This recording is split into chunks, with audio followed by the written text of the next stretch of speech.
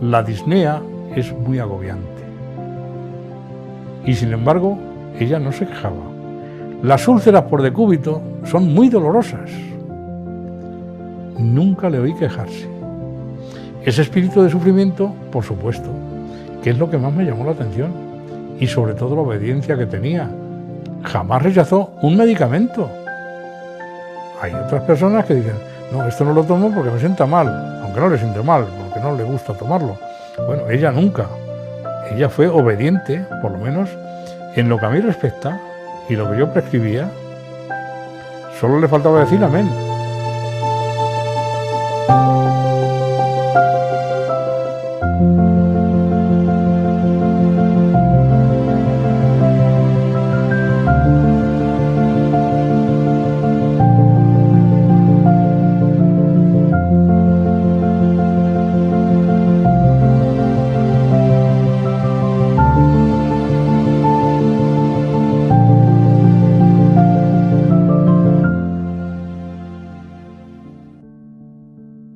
Uno es de donde nace y de donde pase. Así es que soy nacido en Alcaudete de la Jara y ahora también de la comarca, de la zona de el Monte Abantos, San Lorenzo del Escorial y alrededores. Justo este año he recibido una carta del Colegio de Médicos donde me ofrecen un obsequio por llegar 50 años colegiado en el Colegio de Médicos de Madrid. Yo digo, si quieren que siga, es que me consideran capaz de hacer lo que hago.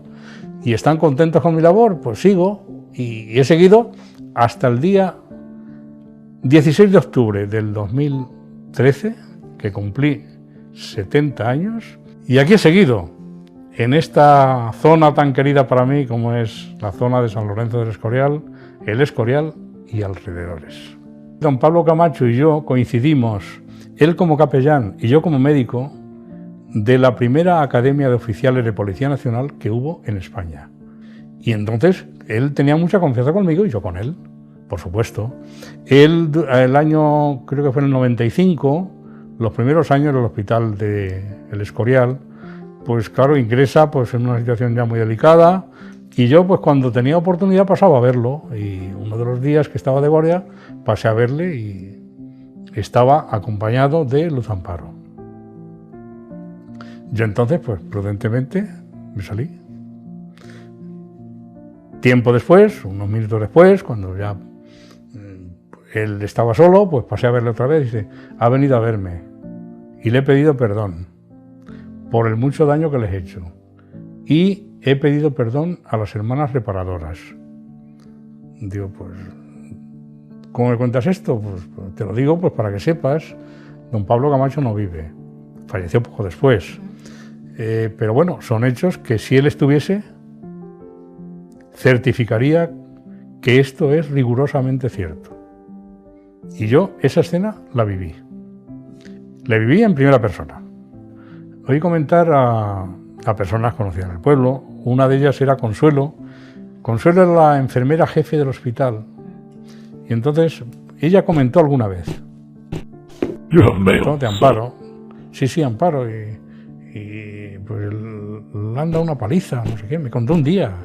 Yo la verdad es que entonces, si la llevaron al hospital, pues yo no la vi, pues yo no estaba en urgencias, yo estaba haciendo mi labor en la planta o en la consulta y me enteré pues porque me lo comentaron, pero nada más. Y después pues algún compañero, el doctor don Ricardo, sé que también, comentándolo un día, también me dijo, ¿tú no sabes este tema? Digo, pues no, la verdad es que he oído algo, pero pues mira, yo un día me han llamado porque tenía un problema, fui a verla, vi los estigmas, entonces cogí mi pañuelo con disimulo y lo impregné de la sangre que brotaba de los estigmas y me lo guardé. Y cuando salí de allí me fui a la farmacia, donde estaba mi hermano Ángel, y miramos al microscopio y era sangre humana. La sangre humana, los hematíes se caracterizan, son células que no tienen núcleo. Es decir, no, cualquier analista sabe lo que es un hematíe y lo que no es un hematíe. Es decir, esas células. Y él se lo oí comentar. Como yo estaba entonces en la academia de la Policía Nacional, recuerdo que entonces también se comentaba, sí, y donde pasa Amparo huele a rosas. Y recuerdo que un capellán que había, un sacerdote que había, decía, va, eso lo hago yo también. Cojo un perfume, lo echo allí y tal. Digo, bueno, pero las personas que dicen eso no han visto que haya perfumes por allí. En fin, bueno, queda como curiosidad de las cosas que se oían en el pueblo entonces. Como creyente, pues si uno se fija en la historia de la Iglesia, siempre que ha surgido algo, ha sido perseguido. Con ese carisma inspirado por la Iglesia, que en este caso, pues la fundación de Luz Amparo, pues su misión principal es mirar por los ancianos, sobre todo, residencia de ancianos, ver a las personas más desvalidas. De todas formas, lo que es de Dios permanece, sin duda. De momento esta hoguera sigue ardiendo. Me impresionaba pues siempre que lo que ella hacía, siempre me daba las gracias, siempre. Incluso quería hacer algo que yo me resistía. Quería besarme la mano. Oiga, por favor, mire, eso se besa a los sacerdotes, que son las que están purificadas, porque las mías no. Pero déjeme, no, Amparo, no. Y no se lo permitía, y ella lo quería.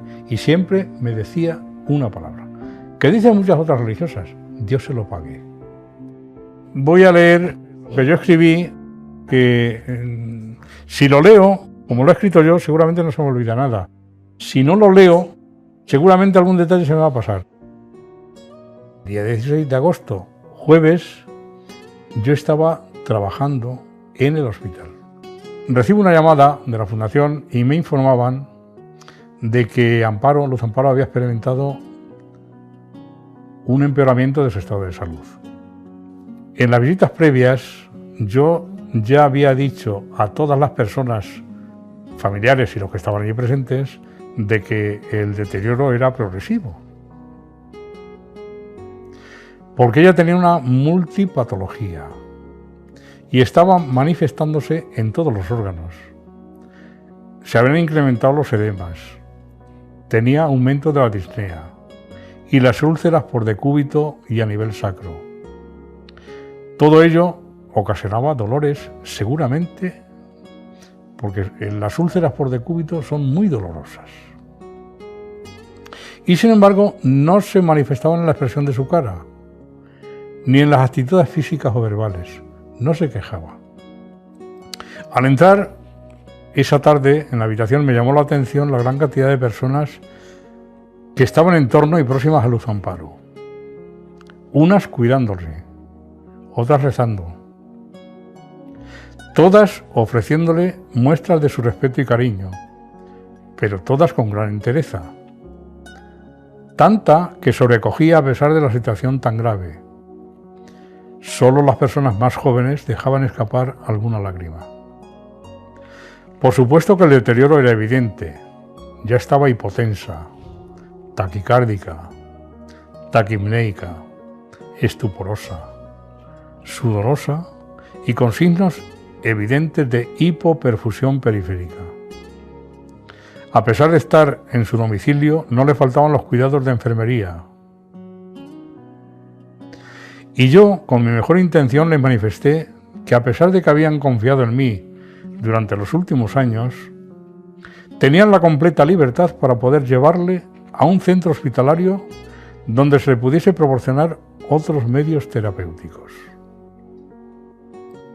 Me manifestaron que tanto los familiares directos, sus hijas y cuidadoras, entre las que estaban las hermanas reparadoras, y el resto de personas pertenecientes a la Fundación, eran plenamente conscientes de la situación y seguían confiando en mi quehacer médico y sabiendo que en ningún otro lugar le darían mejores cuidados, tanto médicos como humanos.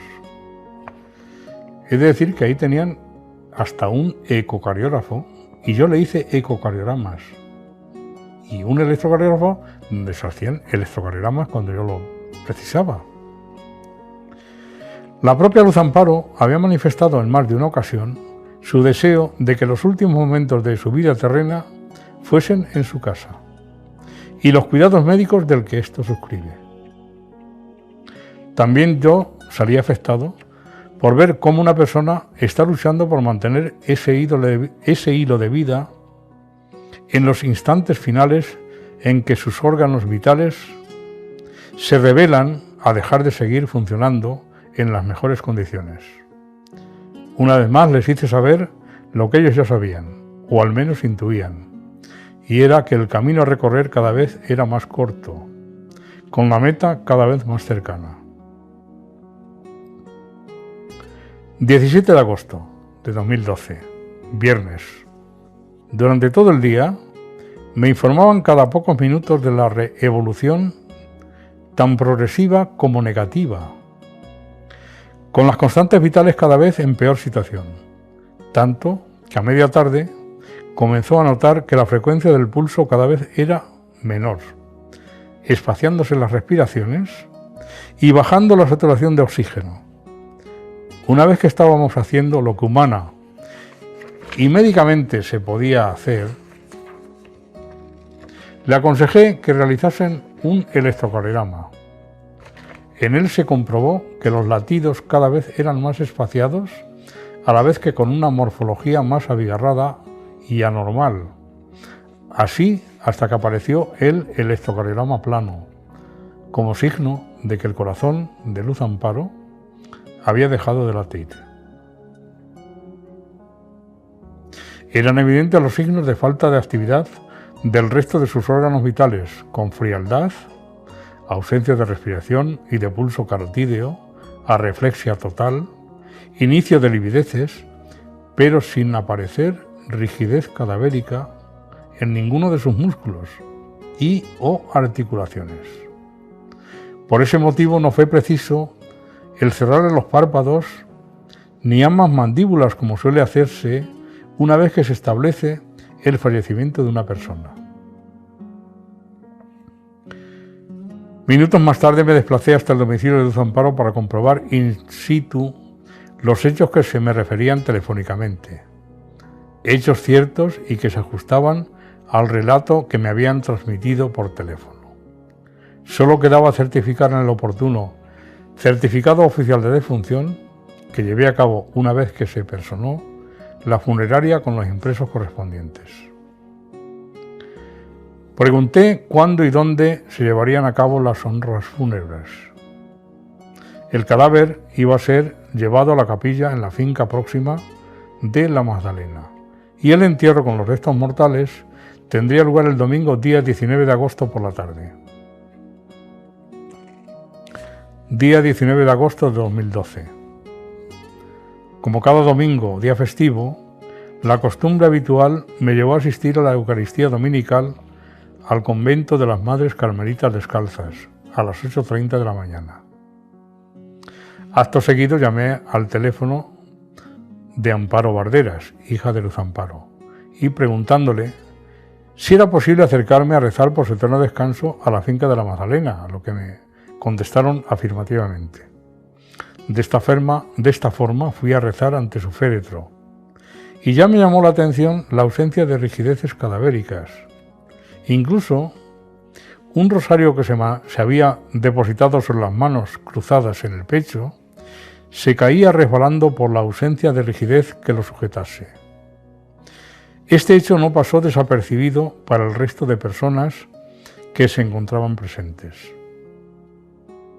Pensemos en el día 19 de agosto, con altas temperaturas en toda la geografía nacional, pero sobre todo a estas horas del día, al mediodía. De vuelta a casa y cerca de las 12 me llaman preguntándome si he reparado en ese hecho y si estaría dispuesto a confirmarlo una vez más. Así lo hice, acompañado en esta ocasión por mi esposa Rosa, quien fue testigo junto con el resto de personas allí presentes, varias decenas, familiares, sacerdotes, recuerdo la presencia del padre José María, hermanas reparadoras y devotos varios. Para nosotros es un hecho insólito y no habitual. Por mi edad y mi actividad hospitalaria, me ha correspondido ver muchos cadáveres, pero estas manifestaciones post-mortem no había tenido oportunidad de verificarlas. Estos mismos comentarios han sido igualmente manifestados por los miembros de la compañía funeraria encargada de los actos propios una vez que la persona ha fallecido. Fue vivido por mí en primera persona. Ha sido una persona pues que ha impactado. Y desde luego, una persona con un nivel cultural como ya tenía, no era ninguna lumbrera intelectual, porque no ha tenido oportunidad de serlo. ¿Cuántos teólogos hay que no se quede con la boca abierta oyéndoles hablar? ¿O cuántos científicos hay que se ponen a hablar ahora del COVID y nos dejan sin aliento? Decir, ¿pero cuántos saben? ¿Cuántos saben? Pues ella, sin saber, sin tener esa formación, supo transmitir algo que ha hecho que surja esta hoguera que sigue ardiendo. Creo que esa vida y esos últimos años, casi sin hálito de vida ya, que se haya mantenido esa pujanza de la obra, pues creo que algo tiene que ver, algo tiene que ver.